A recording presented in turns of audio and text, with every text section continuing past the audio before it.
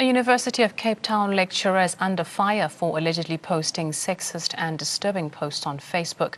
Engineering lecturer Arthur Mabentsela sent shockwaves on social media when his post, admitting to have wanted to rape and kill his toddler due to depression, emerged. Mabentsela is also said to have made derogatory remarks about women, including suggesting that they are too promiscuous. UCT says it is investigating the matter and a formal pre-suspension hearing has been called. The institution has labelled Mabentsela's posts as grave, unacceptable and disturbing. Mabentsela has been a lecturer at UCT since 2015. Well, Dr. Sats Cooper, International Union of Psychological Sciences, joins us now on the phone line. A very good evening to you, Dr. Cooper. Thank you so much for joining us. Now, what is your initial reaction to allegations that Mr. Mabentsela actually posted these derogatory comments on his Facebook page?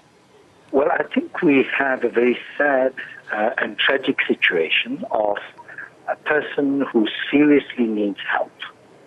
And in a massive institution like UCT that prides itself on being the leading university on the continent, but itself doing so, we have, in the wake of the suicide of the dean of the medical faculty, this kind of cry for help.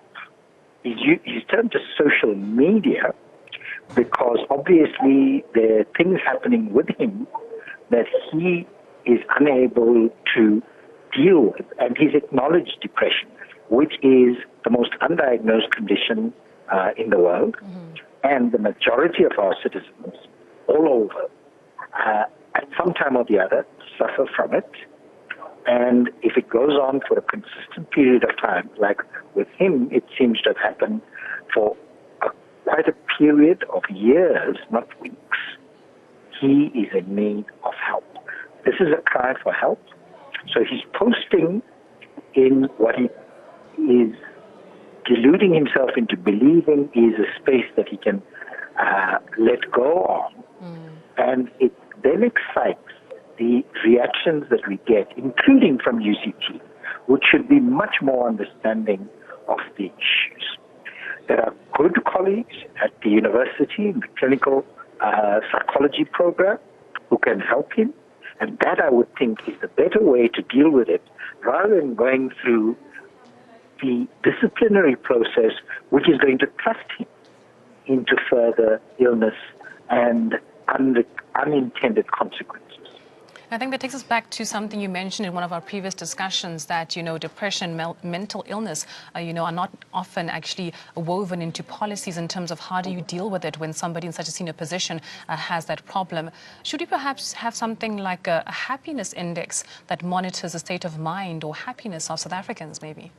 Well, look, the happiness index is very low, I can assure you. This is done worldwide, and we'll find that certain countries have a higher happiness index, certain Asian and Scandinavian countries, but ours, to talk of a happiness index, is really unreliable now. We should talk about dealing with the causes of what makes people do the things they do, say the things they say, and act out in the way that the unfortunate lecturer Mabentsela has done. It requires our understanding, it requires our compassion, and it requires remediation so that he learns the folly of his ways, but in a safe, secure environment. Mm-hmm. Just putting him through a disciplinary process is untoward. It will not work. It will thrust him into consequences like suicide or further aggressive and acting behavior. He's been honest enough to tell us what he thought during the period of depression. He's told us some innermost secrets, and he should be commended for that. I'm not condoning the rants that he's engaged in, but all of those can be dealt with in a therapeutic environment, which is what he needs now. He needs it urgently. Mm-hmm. UCT has the resources, and they ought to provide it.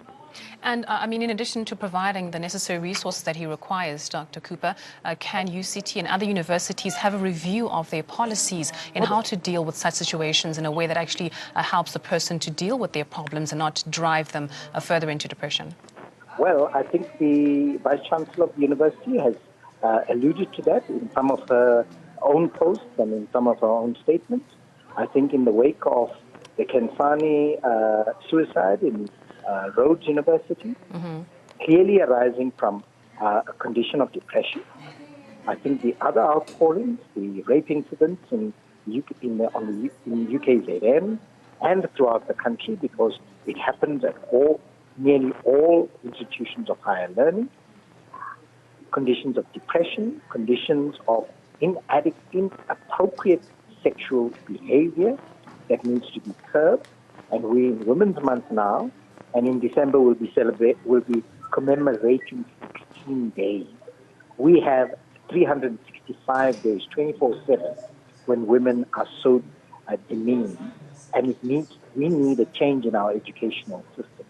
If the university is experiencing how worse is it in our primary schools, where our kids are taught by those products from those universities.